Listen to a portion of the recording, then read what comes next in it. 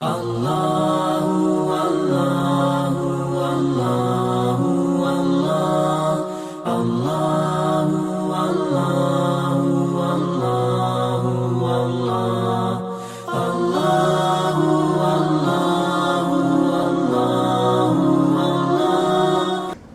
الرحمن الرحیم الحمدللہ رب العالمین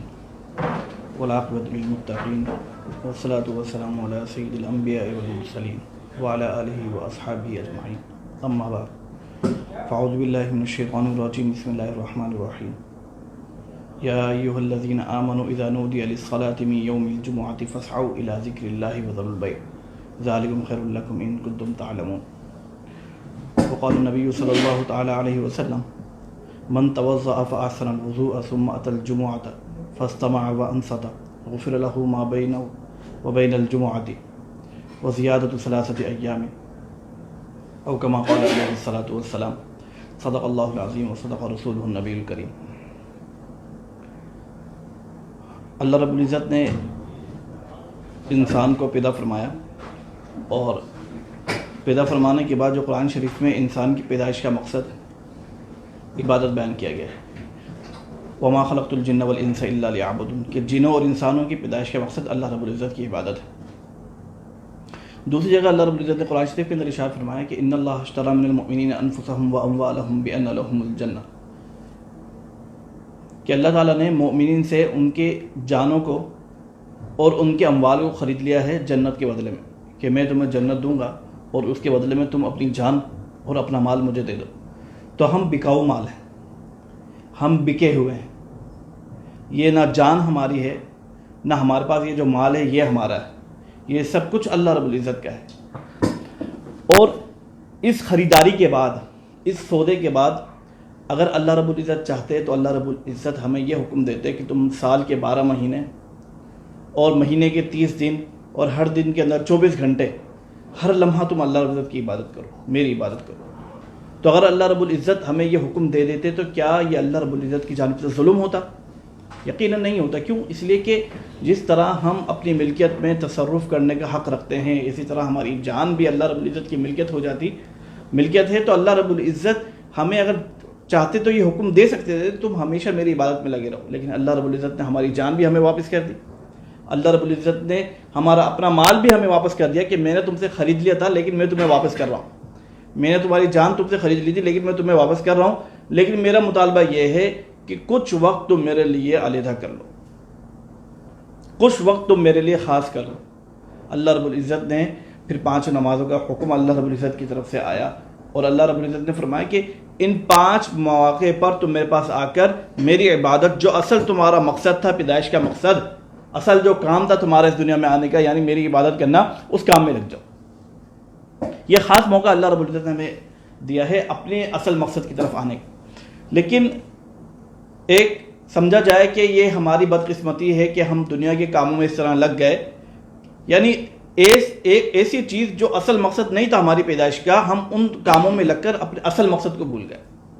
اللہ رب العزت کی طرف آنا، اللہ رب العزت کی طرف جھکاؤ، اللہ رب العزت کی عبادت کرنا، اللہ رب العزت کو راضی کرنا، تو یہ جو اعمال، جو کام ہمارا اصل مقصد تھا، اس اصل مقصد کو چھوڑ کر ہم ثانوی مقصد کے پیچھے لگ گئے۔ یقیناً وہ کام بھی ہماری ذمہ داری ہے، گھر والے اللہ حضرت نے دیے ہیں تو ان کے گھر والوں کے حقوق ادا کرنا یہ بھی ہماری ذمہ داری ہے، اپنے کاروبار کرنا یہ بھی ہماری ذمہ داری ہے تاکہ ہم گھر والوں کے حقوق صحیح طریقے سے ادا کریں۔ ہم ملازمت بھی کرتے ہیں تو جہاں پہ ہم ملازم ہیں وہاں کے ادارے کے حقوق ادا کرنا یہ بھی ہماری ذمہ داری ہے۔ جس طرح دیگر کام ہماری ذمہ داری کے اندر شامل ہیں، اسی طرح ایک ہماری سب سے بڑی ذمہ داری یہ بھی ہے کہ ہم اللہ رب العزت کی عبادت کریں۔ لیکن کیا ہم اللہ رب العزت کی عبادت کا حق ادا کر رہے ہیں یا نہیں کر رہے؟ کیا جس شوق کے ساتھ، جس رغبت کے ساتھ اور جس لگن کے ساتھ ہمیں اللہ رب العزت کی عبادت کرنی چاہیے تھی، کیا ہم اس طرح اللہ رب العزت کی عبادت کر رہے ہیں یا نہیں کر رہے؟ یقیناً نہیں کر رہے۔ لیکن اللہ رب العزت نے اس حالت میں بھی ہمیں مایوس نہیں کیا۔ اللہ رب العزت نے کچھ خاص اوقات، کچھ خاص ایام، کچھ خاص گھڑیاں ہمیں اللہ رب العزت نے دی ہے کہ ان اوقات میں آؤ، ان اوقات میں میری عبادت کرو، ان خاص ایام میں تم میری عبادت کرو، میری طرف رغبت پیدا کرو، تو اللہ رب العزت جو پچھلے گناہ ہو چکے ہیں اللہ رب العزت ان کو بھی معاف فرما دیں گے۔ اللہ رب العزت گناہوں کو معاف کرنے کے لیے مختلف بہانے اللہ رب العزت ہمیں عطا فرما رہے ہیں۔ کچھ الفاظ کے ذریعے وہ الفاظ ہم ادا کریں گے تو ہمارے گناہ معاف ہوں گے، کچھ اعمال اللہ رب العزت نے دیے کہ وہ اعمال تم کرو گے تو تمہارے گناہ معاف ہو جائیں گے۔ اس میں سے جس طرح ایک رمضان المبارک کا مہینہ اللہ رب العزت نے ہمیں عطا فرمایا تھا، خاص ایام 30 دن ایک مکمل مہینہ اللہ رب العزت نے ہمیں عطا فرمایا تھا، پھر اس کے اندر شب قدر اللہ رب العزت نے ہمیں عطا فرمائی، شب برات کی بھی کچھ خاص فضیلت اللہ نبی کریم صلی اللہ علیہ وسلم کی زبانیں ہمیں معلوم ہوئی ہیں۔ اسی طرح اللہ رب العزت نے ہفتے کے اندر بھی ایک دن ہمیں جمعہ کا عطا فرمایا ہے، جس کو حدیث شریف میں سید الایام یعنی تمام دنوں کا سردار حدیث جمعے کے دن کو فرمایا گیا ہے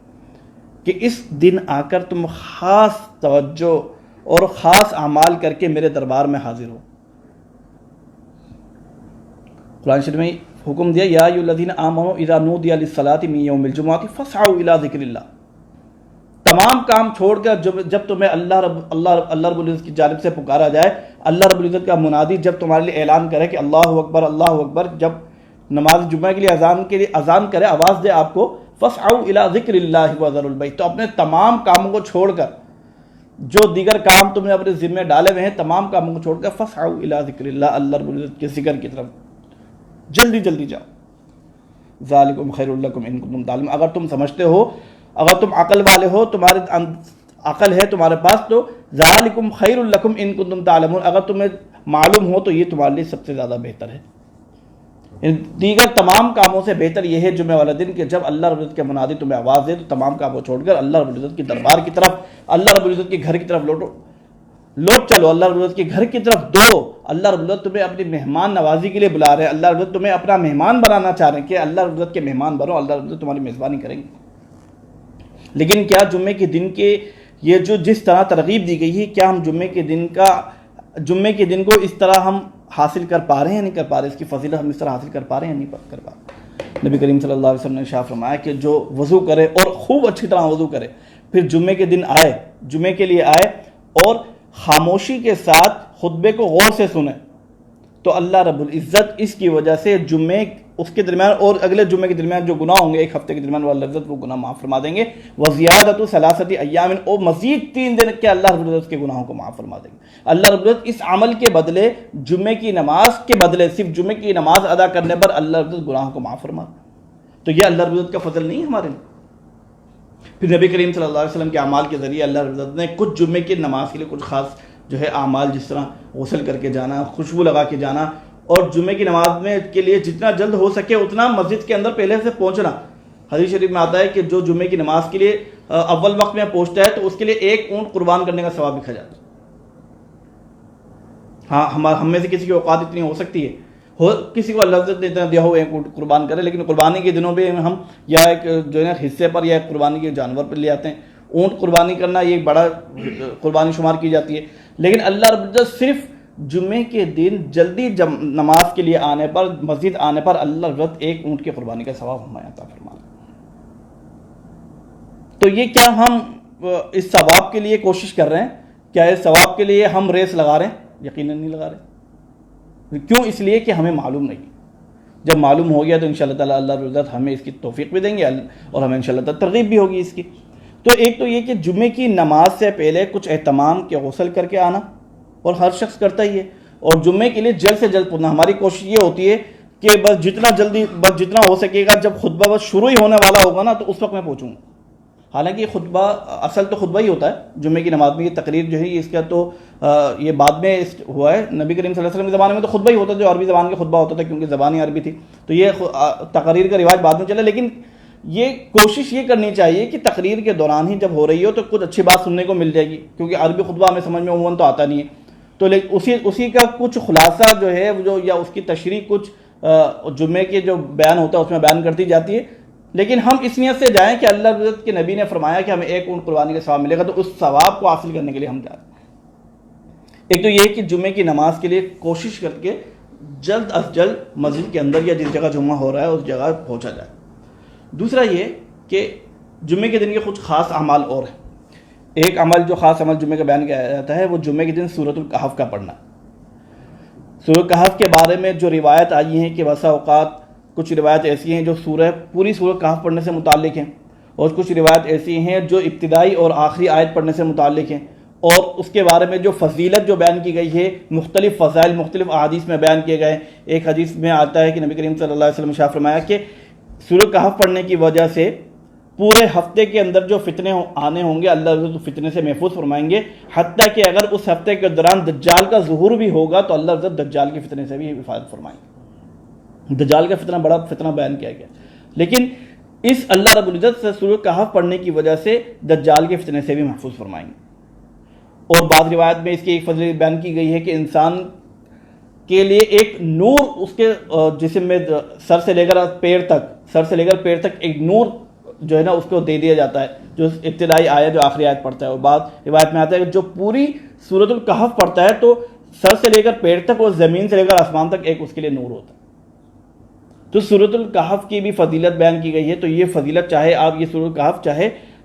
جمعے کی نماز سے پہلے پڑھ لی جائے یا یہ سورۃ الکہف جمعے کی نماز کے بعد پڑھ لی جائے، لیکن بہرحال جمعے کے دن اس سورۃ الکہف پڑھنے کا خاص اہتمام کرنا چاہیے۔ عصر کے بعد اگر وقت فارغ ہے تو عصر کے بعد، جمعے کے بعد کچھ وقت ملتا ہے تو جمعے کے بعد موبائل میں آپ کے قرآن شریف کی سہولت موجود ہوتی ہے۔ جمعے کی نماز سے پہلے جب آپ بیٹھے ہوئے تو اگر تقریر شروع نہیں ہوئی ہے، بیان شروع نہیں ہوا ہے، تو جمعے کی نماز سے پہلے سورۃ الکہف پڑھ لیجیے۔ عادت پارے کی تقریباً یہ صورت ہے، تو انشاءاللہ تعالیٰ اللہ رب العزت فتنوں سے بھی محفوظ فرمائیں گے۔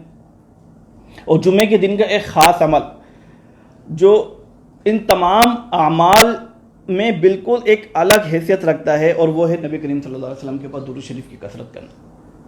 ایک اللہ رب العزت کا حق ہے، اور اللہ رب العزت کے بعد جو انسانوں میں سب سے بلند ترین اعلیٰ ترین ہستی ہے وہ نبی کریم صلی اللہ علیہ وسلم کی ذات ہے۔ کیا نبی کریم صلی اللہ علیہ وسلم کا اتنا بھی حق نہیں بنتا کہ ہم ایک دن نبی کریم صلی اللہ علیہ وسلم کے لیے خاص کریں؟ یقیناً نبی کریم صلی اللہ علیہ وسلم کا حق بنتا۔ نبی کریم صلی اللہ علیہ وسلم نے ارشاد فرمایا کہ جو مجھ پر درود بھیجتا ہے تو وہ درود مجھے فرشتوں کے ذریعے سے پہنچایا جاتا ہے۔ اور خاص کر جمعے کے دن کے بارے میں تو آپ صلی اللہ علیہ وسلم نے فرمایا کہ جمعے کے دن کثرت سے مجھ پر درود بھیجا کرو، کیونکہ یہ یوم مشہود ہے۔ یوم مشہود مطلب اس دن فرشتے حاضر ہوتے ہیں اور فرشتے نبی کریم صلی اللہ علیہ وسلم کو یہ ہمارا درود پہنچاتے ہیں۔ اور جب تک آدمی فارغ نہیں ہو جاتا درود شریف پڑھنے سے، وہ مسلسل وہ اللہ نبی کریم صلی اللہ علیہ وسلم کو درود پہنچایا جاتا رہتا ہے۔ ایک صحابی نے عرض کیا کہ یا رسول اللہ صلی اللہ علیہ وسلم، کیا وفات کے بعد بھی آپ کو یہ پہنچایا جائے گا درود؟ تو آپ صلی اللہ علیہ وسلم فرمایا ہاں، وفات کے بعد بھی مجھے درود پہنچایا جاتا ہے، کیونکہ اللہ رب العزت نے قبر کے زمین کے اوپر انبیاء کے جسموں کو حرام کر دیا ہے، کہ وہ انبیاء کا جسم جس طرح قبر کے اندر مردے کا جسم جو ہے نا ایک خالی جسم زمین کھا لیتی ہے، لیکن اللہ رب العزت نے انبیاء کے اجسام کو زمین کے اوپر حرام کر دیا ہے، اور اللہ رب العزت کی جانب سے انبیاء کو رزق دیا جاتا ہے۔ تو انبیاء اکرام علیہ الصلوۃ والسلام اپنی قبر مبارک میں حیات ہیں، تو آپ صلی اللہ علیہ وسلم کے سامنے جب ہم درود پڑھیں گے تو جب تک ہم درود پڑھتے رہیں گے اللہم صلی علی محمد وعلی آل محمد کما صلیت علی ابراہیم وعلی آل ابراہیم انک حمید مجید، اللہم بارک علی محمد وعلی آل محمد کما بارکت علی ابراہیم وعلی آل ابراہیم انک حمید مجید، جب تک ہم یہ درود پڑھتے رہیں گے اللہ رب العزت کے فرشتے نبی کریم صلی اللہ علیہ وسلم کو ہمارا درود پہنچاتے رہیں گے۔ تو آپ صلی اللہ علیہ وسلم نے ارشاد فرمایا کہ جو مجھ پر جمعے کے دن یا شب جمعہ کو 100 مرتبہ درود بھیجے گا تو اس کے چہرے پر ایک نور ہوگا، اور قیامت کے دن اس کے چہرے پر ایک نور ہوگا، اور لوگ پوچھیں گے کہ یہ چہرے پر نور کس عمل کی وجہ سے اس کے چہرے پہ اتنا نور آ رہا ہے۔ اور ایک روایت ہے، وہ روایت تو ضعیف ہے لیکن دیگر روایت کے سے جو ہے نا اس کو تھوڑی قوت مل جاتی ہے، کہ ایک روایت میں نبی کریم صلی اللہ علیہ وسلم نے ارشاد فرمایا کہ جو شخص جمعے کے دن عصر کی نماز کے بعد 80 مرتبہ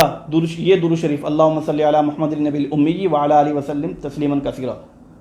اللہم صلی علی محمد النبی الامی وعلی آلہ وسلم تسلیما، تو یہ درود جو نبی کریم صلی اللہ علیہ وسلم کے اوپر 80 مرتبہ اپنی جگہ سے اٹھنے سے پہلے عصر کی نماز کے بعد کسی سے بات کے بغیر اپنی جگہ پر اٹھنے سے پہلے 80 مرتبہ درود شریف پڑھے گا تو اللہ رضا اس کے 80 سال کے گناہ کو معاف فرمائیں گے، اور 80 سال کی بات کا ثواب اس کے لیے لکھا جائے گا۔ یہ خاص ہے، لیکن روایت ضعیف ہے، لیکن دیگر جو ہے روایت کیونکہ جمعے کے دن کی کثرت آئی ہے تو لہذا اگر کوئی اس پر عمل کر لے تو انشاءاللہ تعالیٰ اللہ رب العزت اس کو یہ ثواب بھی عطا فرما دیں گے انشاءاللہ تعالیٰ۔ تو جمعے کے دن خاص کر نبی کریم صلی اللہ علیہ وسلم کے پر درود شریف پڑھنے کا بھی اہتمام کرنا چاہیے۔ ہمارے لیے جمعے کے دن اللہ رب العزت نے ایک یوں سمجھ لیے کہ ایک سیل ہے اللہ رب العزت کی طرف سے، ثواب کی بھرمار ہے، تھوڑا سا عمل کرو ثواب لے لو، یہ تھوڑا عمل کرو یہ ثواب لے لو، تو یہ اللہ رب العزت کی طرف سے ایک سیل لگی ہوئی ہے۔ ایک سیزن ہے اللہ رب العزت کی طرف سے، ایک جمعے کا دن ہے، اس میں جمعے کی نماز کے لیے جانا، اس کے لیے اہتمام کرنا، نبی کریم صلی اللہ علیہ وسلم کے اوپر درود شریف کی کثرت کرنا، سورۃ الکہف کا اہتمام کرنا تاکہ ہم بھی دیگر فتنوں سے محفوظ رہیں اس ہفتے کے دوران بھی. پھر ایک جمعے سے لے کر دوسرے جمعے تک اللہ رب العزت گناہ بھی معاف فرما دیں گے. تو یہ اللہ رب العزت کی طرف سے ایک انبار ہے ثواب کا کہ یہ لے جاؤ، جمعے کے دن آئے ہو تم نے یہ عمل کیا، لو یہ ثواب لے جاؤ. تو تھوڑا سا عمل کیا، اللہ رب العزت کی طرف سے زیادہ ثواب مل گیا. تو یہ اللہ رب العزت کی طرف سے ایک سیل لگی ہوئی ہے، اور وہ شخص جو ہے بڑے ناکام شخص ہوگا جو اس سیل سے فائدہ نہ اٹھائے. تو یہ اللہ تعالیٰ کی طرف سے ایک سیل لگی ہوئی ہے، اس کی سیل کا جو ہے خصوصی اہتمام کریں. صرف خود اہتمام نہ کریں بلکہ اپنے دوستوں کو، اپنے رشتہ داروں کو، اپنے گھر والوں کو بھی ان اعمال کی طرف ترغیب دیں. اور جمعے کے دن کے جو غسل کرنے کے بارے میں بتایا، اگرچہ خواتین کے اوپر جمعے کی نماز فرض نہیں ہے، لیکن اگر جمعے کے دن کا جو غسل کرنا ہے، جس طرح یہ مردوں کے لیے سنت ہے، اس طرح عورتوں کے لیے بھی سنت ہے. ہمارے گھروں میں عموماً اس کا اہتمام نہیں کیا جاتا. مرد تو تیار ہو رہے ہوتے ہیں، بچوں کو تیار کیا جا رہا ہوتا ہے، لیکن خواتین گھر کے کاموں میں، بچوں کو تیار کرنے میں، شوہر کا سوٹ استری کرنے میں لگی ہوئی ہیں، لیکن اپنی تیاری کا کوئی اہتمام نہیں کیا جا رہا. جمعے کے دن کے جو غسل کی جو سنت ہے، اگر خاص ایام میں ہو تو ظاہر ہے وہ ضروری نہیں ہے، لیکن اگر خاص ایام میں نہ ہو خواتین تو جمعے کے دن کا غسل کریں. تو اللہ جو سنت کا ثواب ہے جس طرح مردوں کے لیے اسی طرح خواتین کو بھی سنت کا ثواب ملے گا. اللہ رب سے دعا ہے کہ اللہ رب مجھے اور آپ کو بھی یہ جو خاص ایام اللہ رب کی طرف سے آتے ہیں، اللہ رب ہمیں ان کی قدر کرنے کی توفیق عطا فرما دے. وآخر دعوانا الحمدللہ رب العالمین.